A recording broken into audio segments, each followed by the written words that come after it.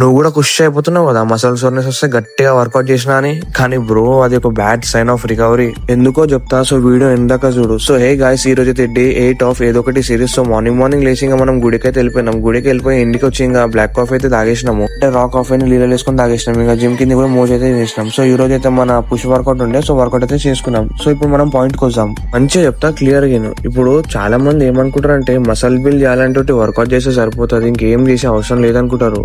కానీ వర్కౌట్ ఉట్టి మసల్ ని బ్రేక్ చేస్తుంది, కానీ రికవరీ దాన్ని పెద్ద ఇంకా స్ట్రాంగ్ గా చేస్తుంది. అర్థమైందా? ఇప్పుడు అనుకోవచ్చు సరే ఇదంతా ఓకే, కానీ ఇప్పుడు నాకు ఎట్లా తెలుస్తుంది రికవరీ అవుతుందా అవుతలేదా అనేది. సో ఇది కూడా చెప్తా ఇను. ఒకవేళ ప్రాపర్ గా రికవరీ కాకపోతే ఏమైతుందంటే బాడీ అనేది పెయిన్ ఉంటది, స్ట్రెంత్ కూడా తగ్గిపోతుంది, అండ్ వర్కౌట్ కూడా చక్కగా చేయవు, అండ్ ఇంకేమైతే తకాంచిపోయి ఉంటావు. అర్థమైందా? సరే ఇప్పుడు ఇదంతా ఎట్లా సెట్ చేసుకోవాలంటే డైలీ 7 to 9 hours స్లీప్ పెట్టుకొని ప్రోటీన్ ఇంటెక్ ఇంకా కార్బ్స్ ఇంటెక్ కూడా మంచిగా పెట్టు.